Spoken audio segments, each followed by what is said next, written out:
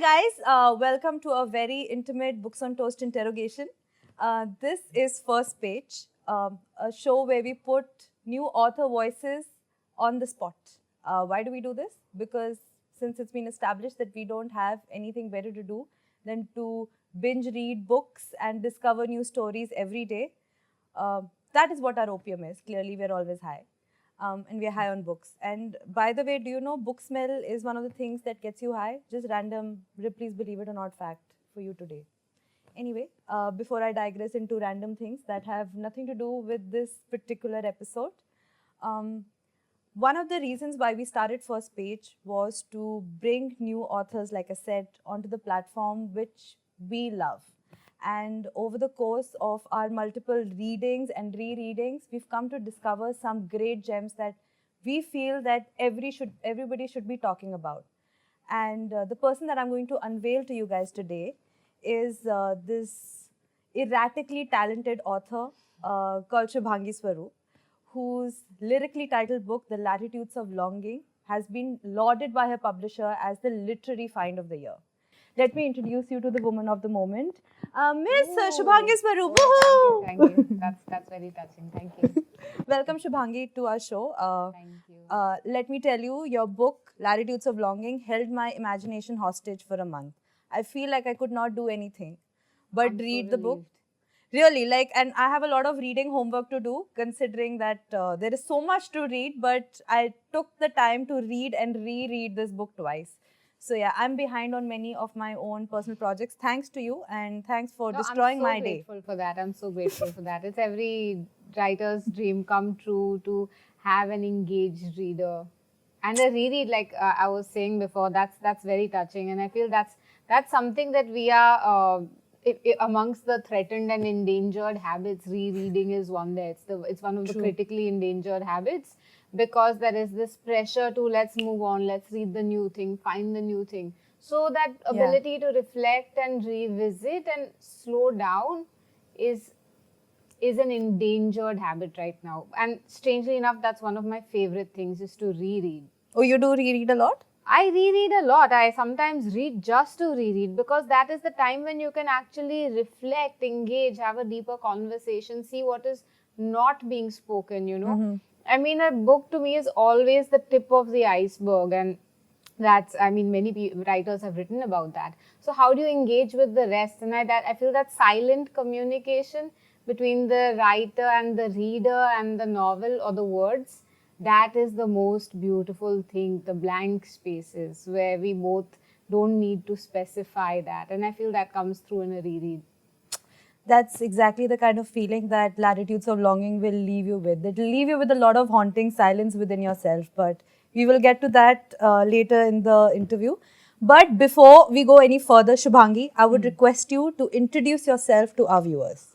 Oh, hi, I'm Shubhangi. This is my first novel. And before this, I've done all sorts of strange jobs. Like? Because, I started with human rights. That's not very strange. Then I worked as a print journalist. I've worked in virtual reality. Right now, I am an educationist, which means I design curriculums for students from the age of 3 to 18, which is everything. I think it covers everything. So I keep changing my profession, I think, every 2-3 years. And that is the state of artists today, you know. Somehow we carry the burden of sustaining ourselves. Shubhangi is very, very humble. She's an award-winning journalist. At some point, I was hoping you would, I always wonder if writers who are award-winning ever say this about themselves. Hi, I am award-winning writer. Yeah, if I was in a pickup club and that's what turned people on, I would have. But sadly, that's not life. That's true. But besides that point, she is an award-winning journalist. Thank you. And she also, along with her husband, Nikhil Hemrajani, runs this amazing venue in Bombay called Sitara Studio, which has hosted many a really cool show and a gig, right? It continues to do that even today. Yes. And that's the other interesting story about how I know Shubhangi. I first met Shubhangi many years ago in Hindustan Times when I was working with Nikhil. And that's a time when she had just come from some reporting assignment. And Nikhil could not stop raving about how she had done this amazing piece on colonial ghosts. Oh, that was the time. Yes. Why don't you tell me the story of the colonial ghost that you had written? Come on. Yeah, so I did this story for Open Magazine on the colonial ghosts that haunts India. We had to do an Independence Day special on the foreigners who are also part of Indian society. So I did it on the colonial ghosts. Clearly. I mean, yeah, it's a topic very close to my heart because I lived in a few haunted houses in the Andaman Islands when I was researching the novel, and they all tended to be haunted by British ghosts from a different century. And somehow that freaked me out much more, is that, this ghost is not even contemporary. We don't speak the same language, and they could possibly be holding a candle and wearing some velvet gown. And that, there were times when I was all alone in a guest house and there is a storm that has been, going on for 3 days, because I went in the month of June when the monsoons are in the full force, because that would be very cheap for me. The same room that cost 3,000 will become 300 rupees. I didn't realize that I'd be the only person and there would be no electricity sometimes. And So I'd be basically, essentially- Goa rules apply everywhere, the off-season and on-season. Yeah, but in Goa, you still have more human beings and Yeah, that's less true. British ghosts, to hang around with you. Yeah. So all those circumstances, that's how I started writing the novel. I was alone in this guest house for 3 days. There was a big storm. There was no electricity as a result. I had heard some ghost stories around the guest house, which really played on my mind when I was all alone at night there. What do you do in such a situation? I called up my family and everyone was like, oh my God. But there's nothing you can do, And as my father pointed out, logically speaking, I'm under no threat or danger besides the one from my imagination, Because somehow the worst thing that can happen instead of a tsunami or an earthquake is if this ghost walks into your room when you don't have electricity. I can't even switch on the tube light. I don't know what to do. So that's how I actually started writing. I started writing to distract myself and just, endure the storm and Wow. do things. So that's how the ghosts started seeping into my unconscious. They were never part of the story, but they became a part of the story because I was somewhere I was so scared of them, the irrational fear of all these things, And as a result, so one thing that journalism really helped me with is it helped me fund half my research. I just kept pitching articles around those subjects, which helped me go to those places. Sometimes it wasn't such a good idea, but... Really? Conflict of subject matter? No, not even the conflict of subject matter. Sometimes you oversell a story and you reach there and you're like, oh, actually... Oh shit, yeah, man. Yeah, it's like, I did this because I wanted to, but now that I'm here, what really is the story? And then you have to go and search and, you lose your job if you don't find it. So, Yikes, yes. So that's what happened. But that's why I pitched that story on colonial ghosts. And it was very interesting. How do you research a story like that? What are the characteristics of these ghosts? I still remember there was this one ghost that would haunt this village. I'm not sure if that was the Andaman Islands, Bihar. and they would in Bihar and would. And they give cigars and cakes to pacify this ghost who died during a war at his grave. Yeah. The interesting part about this novel is there's no one way to describe the story. It's actually many stories and many topographies connected into one seamless narrative. And before we get further into it, I will just literally read out what the description says about the book because it's the most apt way to describe it. An astounding exploration of intense longings. Shubhangi Swarup's novel begins in the depths of the Andaman Sea and follows geological and emotional fault lines through the Irrawaddy Delta. What is it? Am I saying it right? Yes, it is Irrawaddy Delta. And the tourist trap of Tamil, and to end amidst the highest glaciers and passes of the Karakorams. Yes. So none of these places I can pronounce, and I didn't even know that they existed on a map. Shubhangi has spent 7 years researching and building this novel and has visited all these places, right? The story sweeps through worlds and times that are inhabited by, here is where you start counting the characters. A scientist who studies trees, a clairvoyant who talks to them, Lord Good Enough, who travels around the furthest reaches of the Raj, giving names to nameless places, who also happens to be the ghost. A geologist working towards ending futile wars over a glacier. Octogenarian lovers, so that's 6. Now I'm running out of hands. A superstitious dictator and a mother struggling to get her revolutionary son released. A yeti who seeks human companionship, and I don't know where but like 11 from, and a turtle who returns first into a boat and then a woman, and the ghost of an evaporated ocean as restless as the continents. Take a moment, guys. This is the Yeah. novel. This is the Latitudes of Longing. I mean, take more than a moment because it took me 7 years. It took her 7 years yeah. to finish writing this novel. At what point, Miss Swarup, did you say stop? It's ending now. I don't think I ever said stop. I just had to let go. And that's the beauty, is that you don't need to ever say stop. You just say, okay, now it's time to let go with gratitude and happiness, and that's that.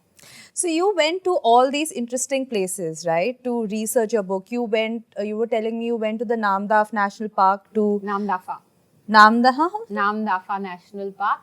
It's at the Indo-Burmese border, and I think it's the only national park we have all the 4 cats died. Yeah, it's an important national park.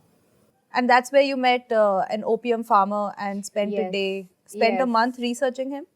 I was there not for a month because the region is quite volatile in terms of insurgency and politics and drugs. So I wasn't allowed to spend much time there. And this was the only trip where my family thought it's not safe enough for me to go. So my parents decided to come because they believe they're excellent bodyguards. And then my husband had to come to look after the 3 of us. So the 4 of us went on a research trip. It's the only time that has happened in the 7 years. And within the national park, I had in the past read books and written articles on how this is a route taken by potential, what we call insurgents, revolutionaries, or just people who do not follow the law and order from various countries. So Burma, India, I don't know about any Chinese presence there, but those two. And there is also active opium farming happening within this national park and this region. So that's what I went there to research. You also spent a lot of time with an opium farmer, right? Getting to know him. Yes. So I did not know that when I generally go on a trip, I don't know what it is that I'm seeking, which makes it very difficult. But you just have to go, and whatever interests you or excites you, you just do it, or just, whatever comes along the way. So someone told me about the opium farms there, and then we decided to track one down. And it was really built up in our heads because the person who was helping us told us that they will turn us away, they will break your camera, and they will throw rocks on you, because no one who works in this illegal field would like to interact and answer your questions. Like the Malana, the Republic of Malana, which is also supposed to be this sort of dense place. Yeah, and I mean, obviously, I was very scared. My husband thought I'm not only endangering my life, but also his, putting everyone at risk, for this. Part of the story that is not even part of the story yet, So we finally tracked the person down. We finally went to a village where there was only one hut. So it's the first village I've come across which has only one hut and one family, but it's still a village. And the person living there has had more than 4 to 5 opium fields, poppy fields. And he was one of the nicest people I have actually met. It was such an anti-climax that I would have just sat down and wept, because I was like, what? I was so scared of this person. I couldn't sleep for nights, and now I meet him and he's one of the most warm, forthcoming people I know. So he showed me the whole process. First of all, for many people, this is also, and especially some of the tribal communities, this can also be a traditional form of occupation, removing the opium from the poppy and smoking it in your traditional way. So he decided to show me that process. which is you go to the poppy flower, you slit it 3 times, you get the liquid out, how you store it in some jute cloth, and there is a whole tedious process to it, which honestly went over my head. So I had to ask him, can you just repeat that process? I know it took you 45 minutes to take it from the flower to the pipe and smoke it, but I'm totally lost on this. And I don't even know why this detail was important. So he very sweetly, firstly, at the end of each process, he would smoke his pipe. So he was like, okay, I'll do it again. So he did it again. And in the process, this poor gentleman was just really bombed, because he had to repeat the process so many times for me to understand. I was like, no, how did the water come? What are we boiling? How did it turn into leaves? What's, how it was a complicated process. Best research ever, man. Yeah. Only I definitely did not smoke it, because I was already having a tough time keeping up with this very tedious process of smoking opium right from the poppy flower. So that was my experience of the opium farmer. He was so sweet. We took photographs together. He showed me his family shawl. He also showed us the skulls of a lot of endangered species on his walls, which, I mean, it is part of their traditional hunting. Wow. Yeah. So all the animals I didn't see in the national park. Where is the Namdapha National Park? Where is it? It's in Arunachal Pradesh. In Arunachal But Pradesh. having said that, I don't judge this man, and I don't think he is living the life as he knows it. I don't think it's a clear-cut case of, are we breaking the laws? What's happening? This has been his traditional life for such a long time, and that is why he was so happy to share it with me. It's just that out here in Bombay, we'll offer someone a cup of tea, and we'll show them our books or our DVDs. Out here, this is what they do. They show you their traditional wares. And that was the biggest learning curve in this book, is that who am I to judge? Yeah. I really am. I am a writer. I am not a leader or a hero, or I don't know. I can't stand on a pedestal to judge someone. And the more prejudices and biases I had, the harder I had to work at getting rid of them. Yeah, I think that's one of the things that does come across in the novel very aptly. It's a story that spans over multiple generations, and it talks about relationships in very complex manners, but there is no sense of judgment. It's really, I think it's like Shubhangi is reporting the story.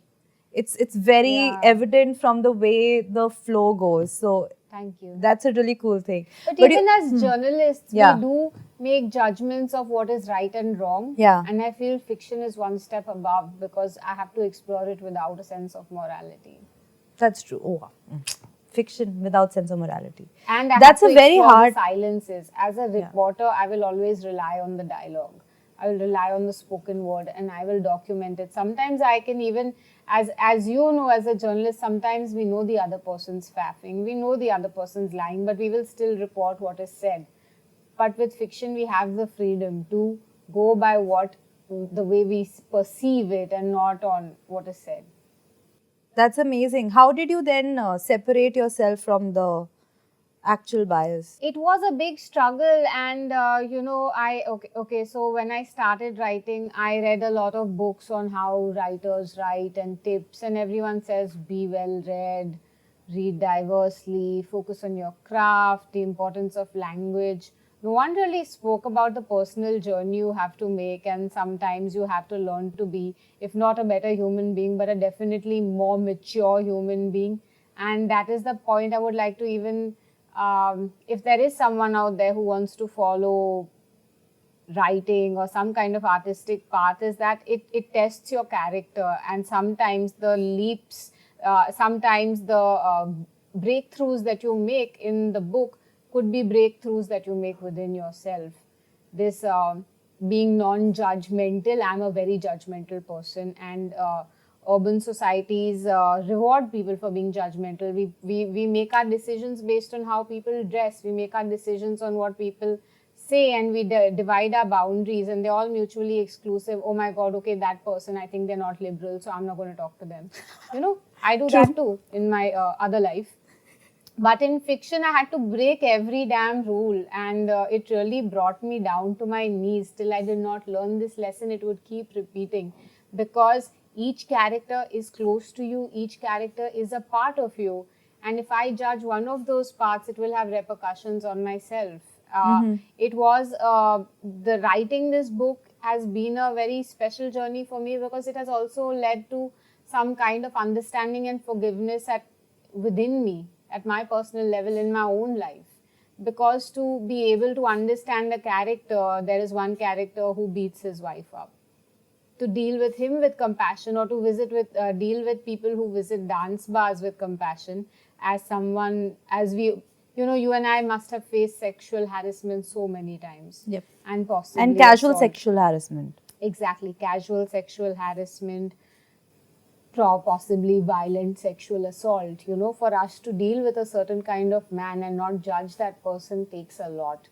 And those were my limits that were tested. And it was the page, and this was the meeting point, and it was a safe space within the page, and we had to make that journey, because there is humanity within everyone. I sound like I have smoked up or something, but no, I've just had a cup of coffee. The more I go exploring the darker, seamier side, the margins, I just find humanity in the most unlikely places, and there is actually no place or no individual I haven't found humanity within, and that is so beautiful. So what Shubhangi is talking about is the story of Tapa and Bhagmati in Nepal. That's the time when she had to go infiltrate a dance bar. No, infiltrate, yeah? Infiltrate or just somehow pose as if I'm part of the dance bar scene, which is very difficult if you are a woman in the late 20s or early 30s, because you can't be a customer. I couldn't be accompanying someone because there was no one to accompany. On many occasions I was alone. So one of my friends who would come along with me one day suggested that, why don't you just say you're a pimp, and that will help you understand it from within, not just this NGO perspective of where you go to NGOs and interview people. So I for that minute suspension of belief, thought, okay, let's do that. So he went and introduced me to those people. He set up the scene so well that I just had to show up the next day and do my bit, and as the pimp. And only when I went home and I realized, I was like, what? I have to pose as a pimp? What are the questions I'm going to ask? What am I seeking out here? What is the information? How am I going to dress? How am I going to convince them that I'm not a journalist or a writer, writing a strange story? I was so stressed out. I had cold coffee and apple pie, I think twice, because that's how I deal with stress, Sugar is a friend, dude. Exactly. It's not even alcohol, like having some whiskey, like some, world-renowned pimp out here. I'm like eating apple pie and cold coffee to prepare myself. And I just thought I should play it subtle, just wear a salwar kameez. And glasses. With sunglasses. And sunglasses. Yeah, for that touch of cool. So the story was that my father-in-law, first of all, I can look Nepali. In fact, in Nepal, people refuse to believe that I was Indian, or that I was so, I was so snobbish that I didn't want to admit to my Nepali origins. But if I don't, they were like, oh, she doesn't want to talk to us in Nepali. And I was like, what do I do? I am from Bombay, But anyway, so I just told those guys that my father-in-law and my husband, who live in Bombay, run a dance bar, and we are from Nepal and we want to recruit some people. So I'm here to recruit. And they believed me. It was very sweet of them to believe me. And then we started discussing the prices and the life. And somehow the Mumbaikar in me got very, aggravated to know that when the bargaining started, and they demanded that we want to be paid 1 lakh and we want 1 month Dashera ka chutti every year. And the Mumbaikar in me was like, oh my God, 1 lakh, even I as a journalist don't make that in some months. And I was like, no, that's not possible. I was like, that's not how much we make. And, you'll have to come for cheaper and things like that. And then they started telling me about how much they make. And by the end, they were like, why don't you just work with us? You'll make more money that way. So, and at that point, I don't know why I was stupid enough to say, yeah, but my husband lives in Bombay. So how can I work with you? They were like, he'll be your manager, bring him also, you all will make money. And they said, we get a lot of Indian clientele and businessmen and they like your look. It's that Indian Nepali look. I was like, okay, so I have a job opportunity there, because it seems the Indian businessmen are the ones who go to Kathmandu anyway and are the primary clientele list. And I don't know why they seek Indian-looking people in Nepal or whatever this is. I don't know, but yeah, that was the end of that tale. But that's the beauty of doing research for a novel like this, right? The fact that you can pose as a really cool like recruiter. मतलब तुम LinkedIn पे क्या डालोगे? Looking for job opportunity in this field. It's kind of cool. Yeah. And going from pimp to the waitress, what I wanted to pose as and what I eventually got offered for is different. That's hilarious. But also, you helped us discover new topographies. Like, I had no idea about this mountain range that is neither in India nor in Pakistan called the Karakoram mountain range. So, actually, it's a huge mountain range. It's like the Himalayas. It is there in India and Pakistan. If you're referring to that village at the LOC, which was for a part a no man's land. Yeah. So, it seems like this beautiful fiction, which it would take a magical realist brain to think of a village which was part of Pakistan, then part of India, and then it was a no man's land. And no one this is like knows Toba Takes Singh. Exactly, but it exists. I did come across such a village. And what is it called? Months, so this particular village is called Hundarman. And I won't be surprised if there are more villages like this because we know so little. Even the newer generation did not know that for a while it was part of the no man's land. It is only because of my interest in the older people, since I was researching the octogenarian section for characters, talking to them, you realize that there was a time when India was on on top of some peaks and Pakistan on top of some peaks, and they were just in the center. They were a no man's land. Oh shit, because it's in the valley, so they got ignored. They got ignored, or rather, none of the governments, both were looking at each other. Like you and I, we were giving dirty looks to each other in Pakistan, and the village is at the center. So no one is making the move. It's literally like two growling dogs, and these guys are stuck in between. So they had to be self-sustainable. But surprise, they already were self-sustainable because this is such a poor region. It's not, they aren't really reliant on outside. They are so part of the margin or so embedded in the margins of our society that they have to learn to be self-sustainable. Wow. Yeah. That's insane. So we were earlier talking about how there are so many characters and relationships in the book. Which one for you has been the hardest to write? The hardest to write was also the most effortless, which was the last section, the snow desert. It is the closest to my heart because it took the longest to come together, but when it did, it was so effortless and it was so natural. Describe the section. Snow desert. So the various novellas or sections in the novel have been named after their natural topography. So we start with the islands, which is based in the Andaman Islands. Then we have a fault, which is the fault line, and it's in Burma because that is the most intense part of the book.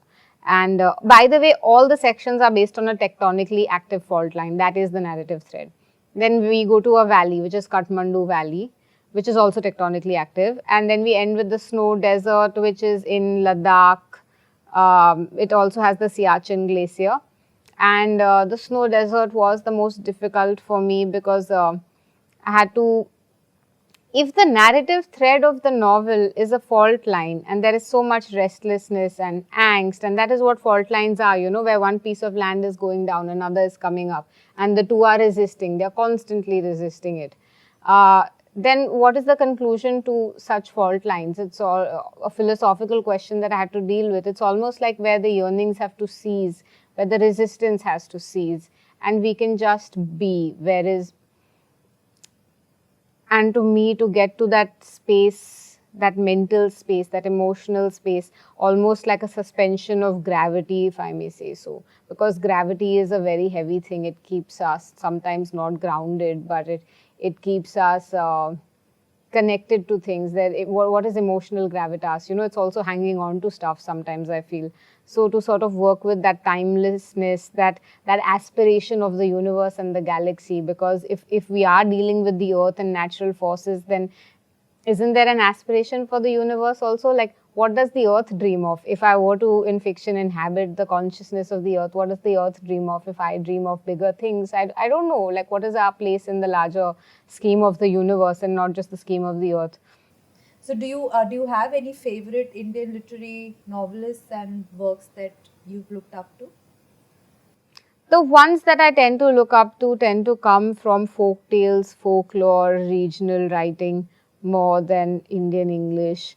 Ramanujan's The Flowering Tree is a book of folk tales, which are sometimes just a paragraph, sometimes just a page. I read it in college, and it blew my mind to know that stories can also be like this. Then the folk tales from the Northeast, or from many places, even Bastar for that matter. Yeah. Okay, thank you so much, Shubhangi, for welcome. spending like a great muggy Monday morning. What is it? No, it's Wednesday. It's Wednesday. Yeah. Unless you say it's a Monday. Thank you, Shubhangi, Oh. for joining us for a muggy Mumbai morning, talking about the latitudes of longing. Okay, so I'm going to ask fun 10 questions to Shubhangi, and she has to respond quickly. From the top of her head, whatever she says, she has to basically like blabber out. Okay, are you ready for this? Yeah. Okay, let's start. Question number 1. One book you always keep at your bedside. Arabian Nights. Arabian. By Najib Mahfouz. Okay. One book you wish you could ban. I wouldn't want to. Okay, any religious text. Any all of religious them. text. Okay. Date, marry, kill. Najib Mahfouz, Gabriel Garcia Marquez, and Han Kang. Marry Najib Mahfouz. Why would I want to kill any of them? Date probably Han Kang. I don't want to kill Marquez, and he's already dead. I just admire him. Okay. One word honest description of Arundhati Roy. Brilliant, inspiring. Okay. A book ending you would want to rewrite. Ramayan. Ramayana? Yeah. I mean, Sita goes into the ground. I'd like to rewrite that. I feel she's really had an unfair ordeal in Ramayan. I wish I could change that. And Surpanakha, though she doesn't come in the end, she comes somewhere in the beginning, but she gets her nose chopped off because a man wants to defend himself from her. It doesn't make sense to me. Yeah, that's fair actually. Bad female representation. A movie adaptation that was better than the book. The Hours. The Hours? Yeah, that was good actually. Yeah. Most underrated book or author? Booker author. Book or author. Oh, acha. Not Most Booker. Yeah, I was like, oh. Yeah. Most underrated. You know, Easterine Kaya is an Naga writer living in Norway right now. I just recently discovered her, and she's excellent, and I wonder why it took me so long to find her. Okay. Most overrated book or author? Most overrated book or author. Oh man, I could probably have a list. Pick any of the World War II ones. She said a lot without saying anything. We will let you guys guess which one it is. There are so many. World War II is a sub-genre, no, right now. It's like, you know, how people treat Lord of the Rings. You know, it's like that, yeah. So many other wars have happened. I mean, really, you know. That's true. Most unoriginal work? Most of Bollywood, if not all. I mean, right now, books and films are so intricately linked that they feed off each other. That's true. So, I would say, if not a Bollywood film, then some of the books they've based their films on. We can all take a wild guess. Yeah. Okay, honest opinion on microfiction. I've not read any. Well done. Yeah. That's good. Okay, thank you so much, Shubhangi, for joining Most us for a welcome. great Thank you. morning again. Latitudes of Longing is available online. We'll put links to the book in the description, so you guys please to pick it up. If there is one book you should read before this year ends, let it be this one. You will not be sorry. Also, if you guys have comments, if you guys have opinions, please share with us in the comment section. We will put also links to where you can find Shubhangi online on social media, even though she's a self-confessed hermit. We will try to dig her out of a little hole. Yeah, I just understood the concept of a story on Instagram because I would go to it every 3 days. I was like, these stories have vanished. So I just figured out some things about social media. So please excuse me, do not choose a story to communicate through something that lasts for at least 3-4 days. 3-4 days. Yeah. Okay. Thanks, guys. Thanks for watching. Thank you so much for watching this video. Shubhangi Swarup is the author of Latitudes of Longing that has been shortlisted for the JCB Literary Prize. Thank you. And please remember to subscribe to the Books on Toast channel. Click on the bell icon for future notifications of upcoming videos, and you can check the rest of the Books on Toast videos by clicking on any of the links.